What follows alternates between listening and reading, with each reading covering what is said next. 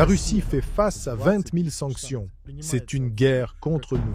Une guerre économique, une guerre politique, une guerre informationnelle et une guerre sur le front. Plus il y aura de pression, plus il y aura de sanctions, plus nous serons forts. C'est vous qui avez inventé ces sanctions. L'Europe a déclenché cette guerre avec nous. Et nous en souffrons. Vous en souffrez. Je ne comprends pas. Angela Merkel a clairement déclaré que les accords de Minsk ont été conçus par l'Europe pour préparer l'Ukraine à la guerre. Ce que les leaders européens actuels font de l'Europe, c'est un chemin vers une guerre mondiale. Ils veulent la déclencher. Et ils ne s'arrêteront pas, car s'arrêter signifie perdre le pouvoir. Ils ne peuvent l'accepter.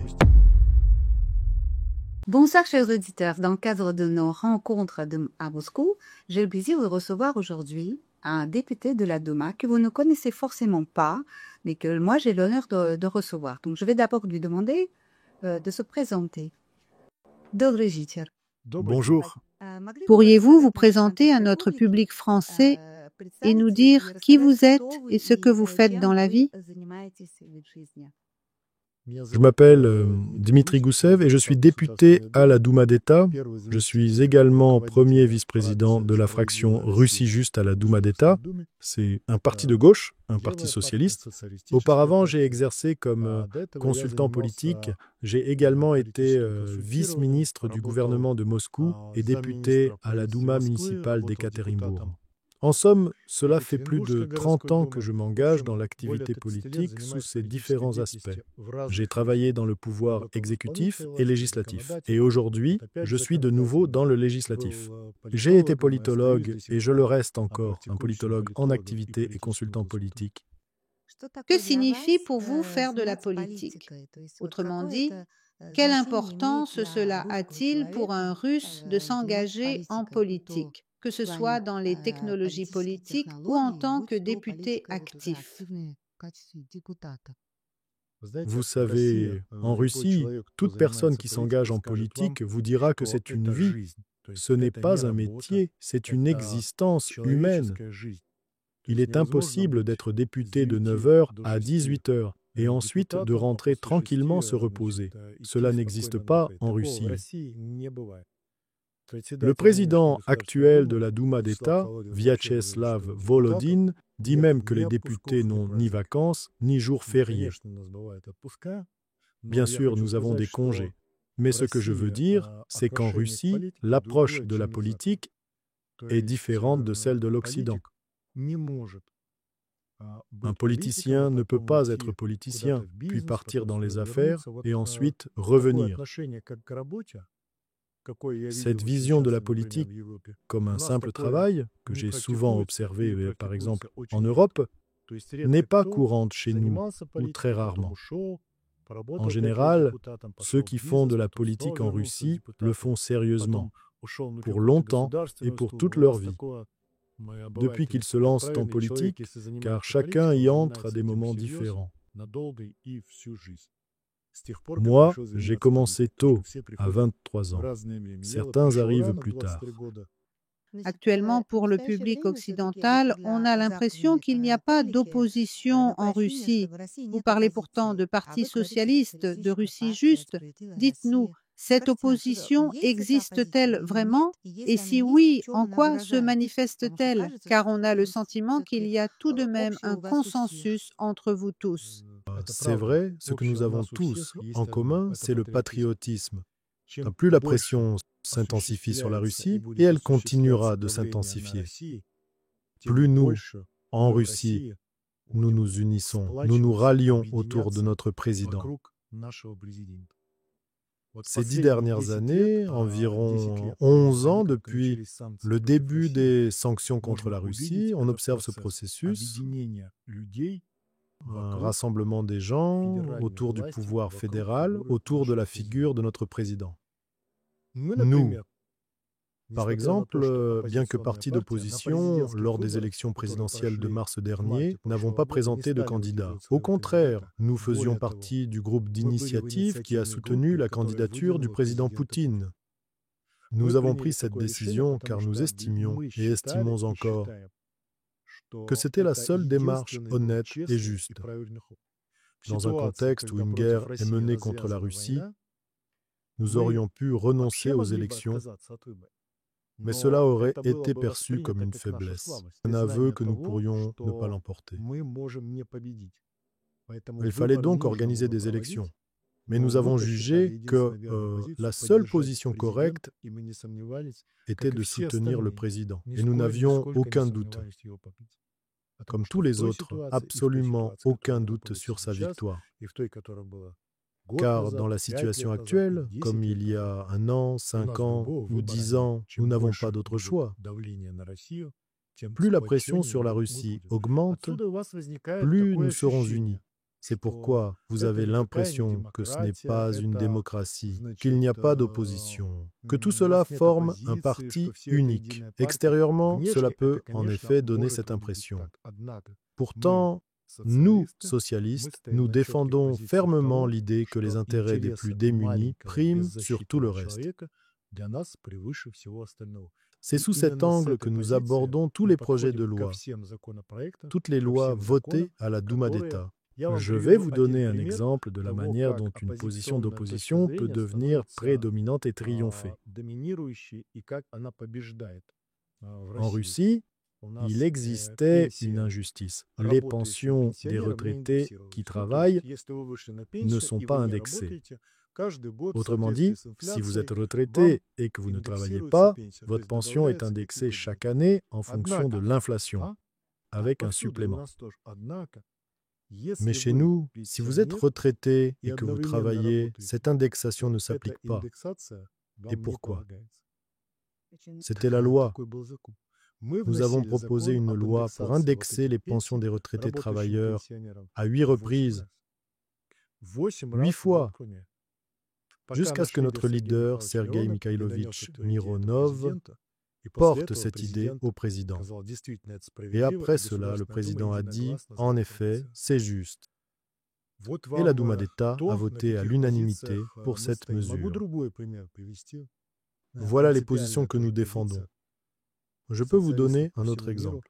Une position fondamentale des socialistes du monde entier est que les impôts doivent varier selon les revenus, c'est-à-dire une échelle progressive de taxation. Plus vous gagnez, plus vous contribuez à la société. Nous y tenons fermement. L'an dernier, une telle loi a été adoptée à l'unanimité par toutes les factions de la Douma d'État. Mais c'était une de nos initiatives. Voilà comment cela fonctionne. Comme dans d'autres pays, chaque parti représente une classe, un groupe, une grande partie de la population et défend leurs intérêts. C'est cela, la vie politique. Dmitri Gennadievitch, peut-on dire que l'opposition met parfois son action en pause selon qu'il s'agit de politique intérieure ou extérieure? Sur la politique intérieure, vous proposez des ajustements, vous apportez votre aide. Mais la politique extérieure, comment l'influencez-vous ou souhaitez-vous l'influencer? Nous l'influençons, bien sûr.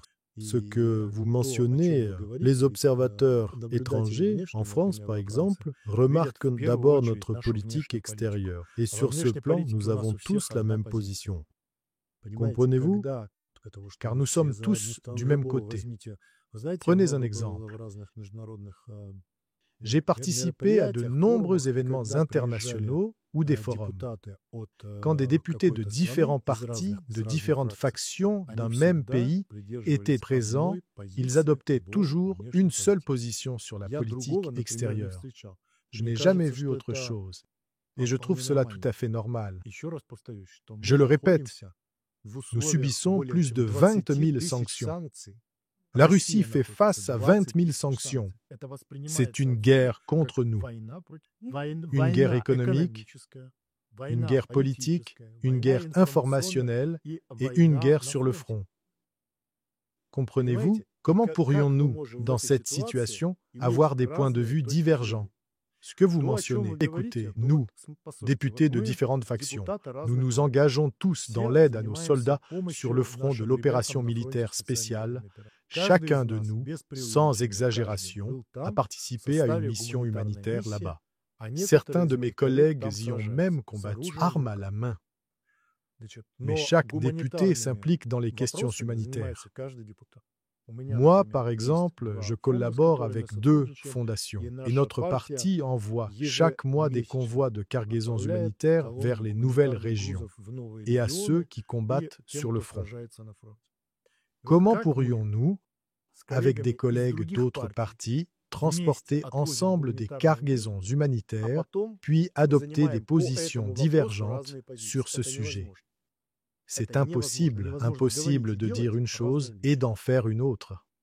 Cela peut donner l'impression d'un manque de débat politique. Cela peut sembler autre chose. Mais c'est l'unité du peuple russe, du peuple de Russie. Voilà ce que c'est. Voilà ce que le monde voit. Et plus il y aura de pression, plus il y aura de sanctions, plus nous serons forts. J'ai un ami. Nous sommes proches depuis 30 ans. Depuis nos années étudiantes.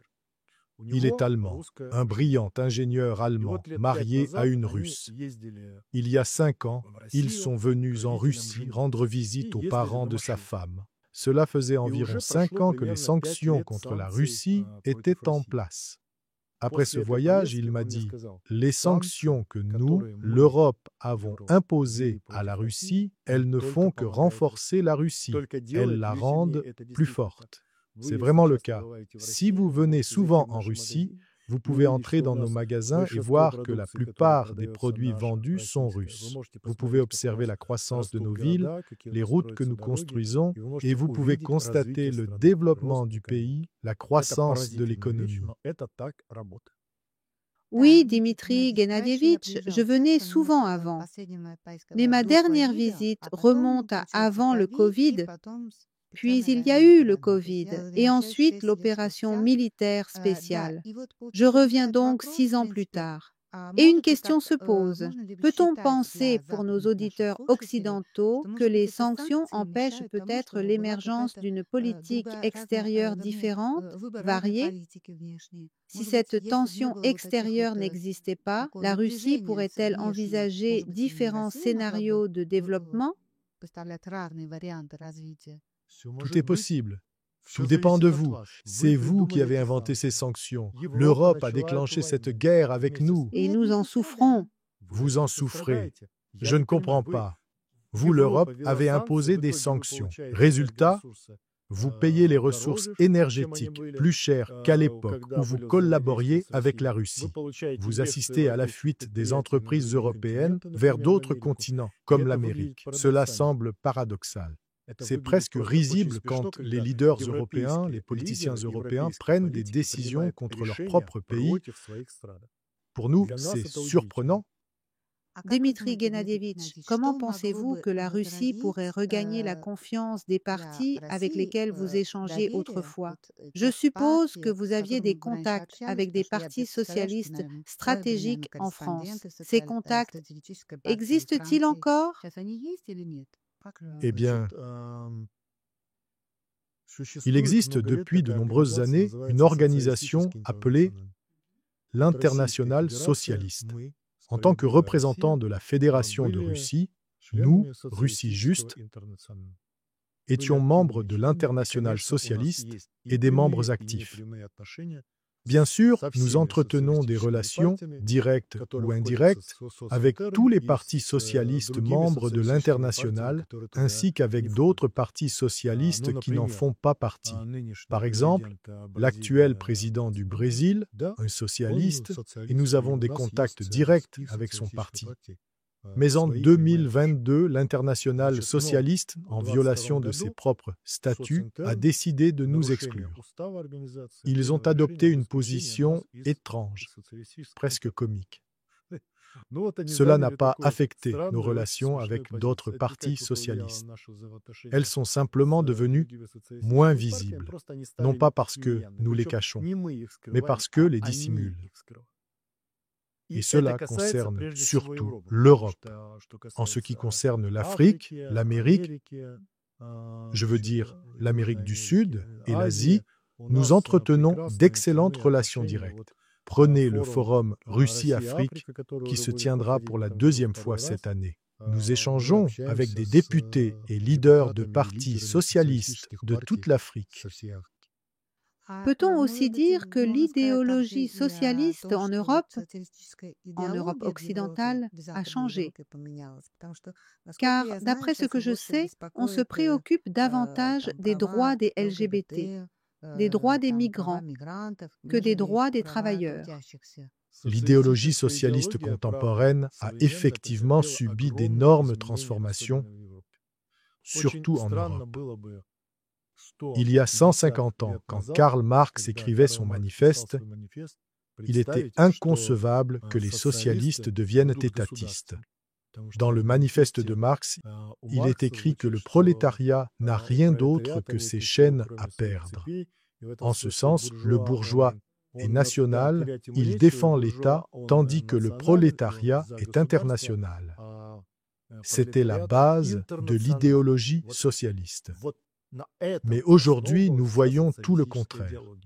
Les socialistes européens contemporains disent « Il faut renforcer l'État pour qu'il aide les citoyens. » Comprenez-vous?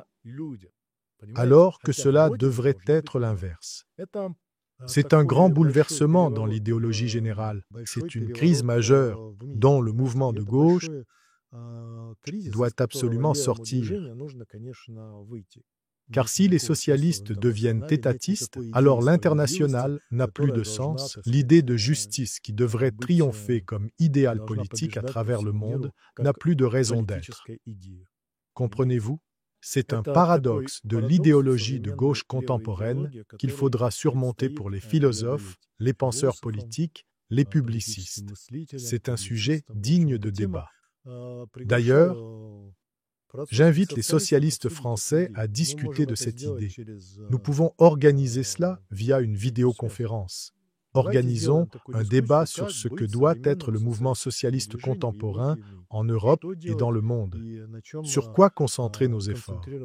Car bien sûr, l'unité qui existait sur le flanc gauche il y a 100 ans n'existe plus aujourd'hui. Dmitri Gennadievitch, vous avez mentionné un mot qui, pour les gauches européennes, est presque un non-sens, le patriotisme. Parler de patriotisme en étant de gauche, comment est-ce possible? Pour eux, ce mot est inacceptable ou immédiatement associé au fascisme. C'est précisément là le problème. Le mouvement de gauche contemporain s'est dénaturé. Il s'est transformé en un mouvement de globalistes qui agissent contre leur propre État et qui sont incapables de garantir les protections sociales que nous défendons. C'est l'essence même de l'idée socialiste. Des garanties sociales pour tous, indépendamment de leurs revenus ou de leur niveau de vie. Mais eux n'ont pas cette idée. Ce sont des idées qui contredisent et rejettent l'État. C'est le deuxième paradoxe du mouvement socialiste contemporain. En prétendant défendre le petit, l'ordinaire, ils font tout pour que ce petit homme soit pris dans les filets des réseaux mondiaux, réseaux d'information, financiers, commerciaux, etc. Mais ces réseaux ne garantiront jamais une vie normale, des congés décents, un système de santé, une pension ou d'autres garanties sociales. Voilà la question. Les grandes entreprises transnationales, globales, n'y ont aucun intérêt et ne le feront jamais. Seul l'État y a intérêt. Renforcer les États nationaux, voilà notre tâche aujourd'hui. Ainsi, le monde s'est renversé. Comment concevez-vous la protection des citoyens? Parlez-vous des citoyens de votre pays? De notre pays, sans aucun doute, nous défendons nos citoyens. Ceux qui arrivent sans autorisation, en violant les lois du pays, ne sont-ils pas concernés? Ceux qui violent les lois du pays doivent répondre selon les lois du pays. Je pense, non, je suis sûr, que ce principe s'applique dans tous les pays. Non, non. Vous savez, vos collègues socialistes, en France du moins, défendent les droits de tous contre tous, pas seulement des citoyens. Cela donne l'impression que... Parfait. Si une personne n'est pas citoyenne, quel droit peut-elle avoir si elle ne paie pas d'impôts, ne participe pas à la vie publique et vit uniquement de prestations? Nous ne sommes pas contre les migrants. Nous sommes un pays multinational. Plus encore, nous sommes le pays le plus multinational au monde. Plus de 200 nations et nationalités vivent en Russie. Plus de 200, et tous ces gens, tous ensemble, bien sûr, cohabitent de confessions différentes et de convictions différentes. Nous vivons tous dans le même pays. Nous n'avons pas cette xénophobie. Au contraire, celui qui se revendique nationaliste trahit l'essence profonde de la Russie, comprenez-vous? Être un grand empire pour tous les peuples qui y vivent, c'est être une mère et être un père à la fois. C'est l'essence profonde de la Russie, son rôle géopolitique, si vous voulez. Et dans notre pays, nous sommes prêts à accueillir tous les migrants, mais ces personnes doivent vivre selon nos lois. Nous avions une approche assez libérale à ce sujet. Mais récemment, la Douma d'État a adopté plusieurs lois qui encadrent et régulent la vie des migrants en Russie. Ils bénéficient de nos avantages et droits uniquement s'ils respectent nos lois, s'ils vivent selon nos règles. C'est un principe fondamental. J'ai une question, Dmitri Gennadievitch. Vous êtes socialiste, donc toujours tourné vers la construction d'un avenir meilleur. Comment voyez-vous la Russie dans 10 ans et que faut-il faire pour y parvenir? Je rappelle à nos spectateurs que la Russie se développe à une vitesse fulgurante, bien plus rapidement que l'Europe. En 6 ans, elle a énormément changé. Comment la voyez-vous dans 10 ans? Qui la dirige? Quel système? Et à quoi ressemble-t-elle? Quels sont vos meilleurs et pires scénarios? Commençons par la géopolitique. Dans 10 ans, je vois. Non. Je sais que la Russie sera, comme elle l'est déjà, l'une des nations qui aide chaque pays dans le monde à être indépendant, souverain et qui garantissent la paix et la sécurité. Vous êtes idéaliste? Pas idéaliste. Simplement, notre pays agit ainsi depuis des siècles. Au XVIIIe et XIXe siècle, aucune décision européenne ou mondiale concernant une guerre ne se prenait sans considérer l'avis des tsars russes. Tout empereur ou souverain en Europe ou dans le monde, en déclenchant une guerre, savait qu'il devait répondre à la question « Que fera le tsar russe? Quelle politique mènera la Russie ?» Et il ajustait ses actions en conséquence. Nous savons parfaitement que le système de sécurité collective établi après la Seconde Guerre mondiale, après la Grande Guerre patriotique, reposait sur un monde bipolaire où la Russie et l'Amérique, les deux seules puissances dotées d'armes nucléaires stratégiques, garantissaient la paix mondiale. Tout État souhaitant déclencher une guerre ou faire des gestes brusques devait ajuster ses actions. Tout État ayant besoin de protection se tournait vers l'une ou l'autre de ces puissances pour obtenir aide et soutien. La Russie et l'Amérique, en instaurant cet ordre de sécurité collective, l'ont maintenu pendant plusieurs décennies après la guerre. Aujourd'hui, ce système s'est effondré.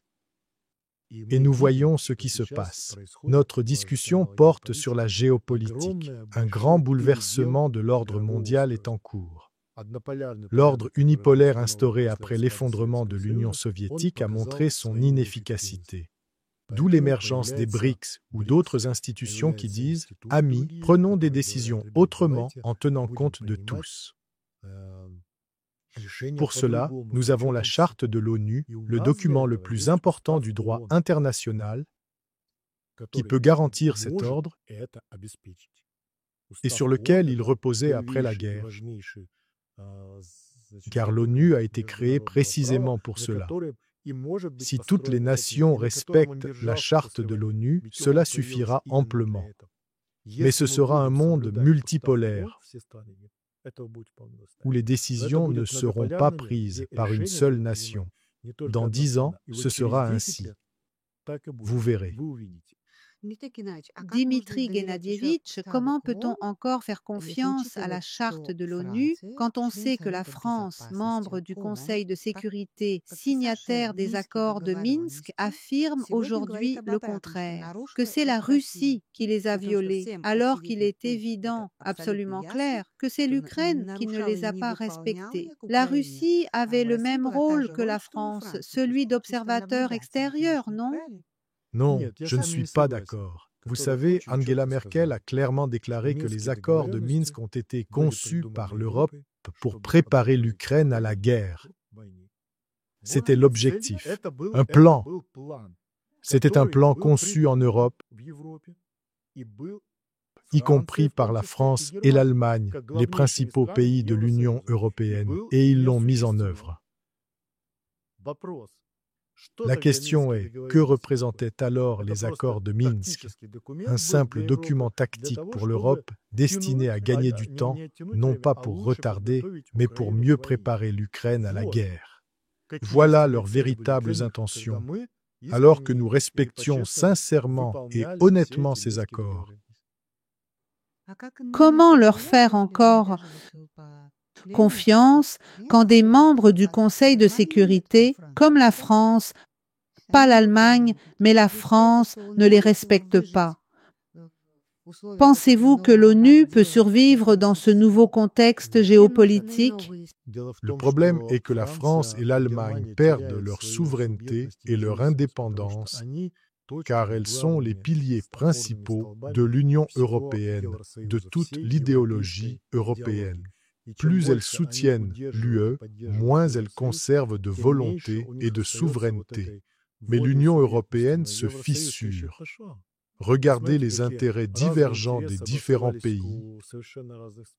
Cette idéologie, qui semblait unificatrice, qui semblait garantir la paix en Europe et qui est née après la Seconde Guerre mondiale, je parle de l'UE, a conduit à ce que l'Europe soutienne un régime ukrainien fasciste. Dites-moi qui est votre ami et je vous dirai qui vous êtes. C'est un dicton bien connu. Si vous soutenez un régime fasciste, qui êtes-vous réellement? Je rappelle que l'histoire se répète. Nous avons vu la même chose dans les années 1930, quand Hitler est arrivé au pouvoir. La France, la Belgique, les Pays-Bas, l'Espagne, l'Italie et ainsi de suite. Quel dommage! Comme autrefois tous regardaient calmement ce qui se passait en Allemagne. Cela a donné à Hitler le temps de s'armer. Et ensuite, en combien de jours la France est-elle tombée? En combien de jours la Belgique, les Pays-Bas et les autres? Combien de jours a-t-il fallu à Hitler pour occuper ces pays? Sans combat. Tout se répète exactement de la même manière. Comment ne pas voir le nazisme et le nationalisme, nourris par l'Europe et promus aujourd'hui en Ukraine contre la Russie? À quoi cela mènera-t-il? Cela conduira les pays européens à être entraînés dans une guerre, à la déclencher et à s'y engager. Voilà où cela mène, compte tenu que l'économie des pays européens, bien sûr, décline. Les réserves économiques de l'Allemagne et de la France tiendront encore quelques années. 3 200 milliards de dettes. La situation économique va se détériorer, et elle se détériore déjà. La situation politique va s'intensifier. Et que restera-t-il à faire? Que restera-t-il aux leaders européens au pouvoir, sinon déclencher une guerre? Car tout autre scénario signifie pour eux une mort politique, voire plus. Regardez ce qui se passe. Une répression politique croissante en Europe. En Roumanie, un candidat à la présidentielle a été arrêté. Cela signifie l'abolition de la démocratie. La dirigeante de la Gagaouzie, une région importante de Moldavie, a été arrêtée. Marine Le Pen a vu son activité politique pratiquement interdite. On tente maintenant d'interdire l'AfD, un parti parlementaire en Allemagne. Ce que les leaders européens actuels font de l'Europe, c'est un chemin vers une guerre mondiale. Ils veulent la déclencher. Ils n'ont pas d'autre issue s'ils ne s'arrêtent pas. Et ils ne s'arrêteront pas, car s'arrêter signifie perdre le pouvoir, être écarté. Ils ne peuvent l'accepter. Dmitri Gennadievitch, que diriez-vous au public français à qui l'on fait croire que la Russie représente une menace pour l'existence même de la France? Que leur diriez-vous? Savez-vous ce que je dirais au public français? Il y a 80 ans, ensemble, les soldats russes et français ont vaincu le fascisme. Nous l'avons fait ensemble. Il y avait même une division, Normandie-Niemen, une division russo-française de pilotes, célèbre division. Souvenez-vous de vos grands-pères, de vos arrière-grands-pères. Souvenez-vous de la résistance française. Souvenez-vous du camp de concentration de Jean. Et alors, tout deviendra clair. Qui se bat et pourquoi? Nous nous battons pour notre patrie. Nous nous battons pour la paix. Nous nous battons contre le nazisme, contre l'oppression d'un groupe de personnes par les autres. Voilà contre quoi nous luttons. Je pense que chaque Français sera d'accord. Si vous pensez ainsi, alors battons-nous ensemble. Il faut aller voter, faire gagner les politiciens à qui l'on interdit aujourd'hui de mener une activité politique en Europe. Voilà ce qu'il faut faire. Merci infiniment, Dmitri Gennadievitch. Peut-être un dernier? Et encore une chose, si je peux, je veux ajouter ceci. S'il vous plaît, venez en Russie. Je vous assure, toute personne qui visitera n'importe quel coin de Russie, Moscou, Saint-Pétersbourg, Ekaterinbourg, un village russe, comprendra l'essentiel, la nature du peuple russe. Nous sommes toujours pour la justice et nous voulons que chaque personne dans le monde vive heureuse et longtemps. Quand vous aurez compris cela, vous serez forcément avec nous. Venez en Russie. Demandez à ceux qui étaient au championnat du monde de football en 2018. Demandez-leur ce qu'ils diront de la Russie, ceux qui l'ont vu de leurs propres yeux et ont parlé avec nous. Merci infiniment. Chers spectateurs, n'hésitez pas à venir constater par vous-même, il n'y a pas de pression, il n'y a pas de pénurie, tout va bien aussi. En fait, eux, ils vont peut-être mieux que nous. C'est peut-être à nous de se poser ces questions. Maintenant, il est temps de se poser ces questions. Voilà, merci beaucoup, cher député Goussiev, et à très bientôt. Merci beaucoup, bonne continuation, au revoir. On met un pognon de dingue dans des minima sociaux, les gens ils sont quand même pauvres. Le patrimoine que vous avez accumulé toute votre vie ne servira bientôt plus à rien. L'euro numérique arrive dans moins de 5 ans et avec lui toutes les futures mesures liberticides. L'impossibilité d'épargner, de consommer librement. Si vous ne voulez pas ce futur pour vous et votre famille, Géopolitique Profonde a développé une solution pour vous, la lettre confidentielle. Cliquez sur le premier lien en description pour la découvrir. Ne laissez pas vos élites vous enfermer dans le communisme 2.0.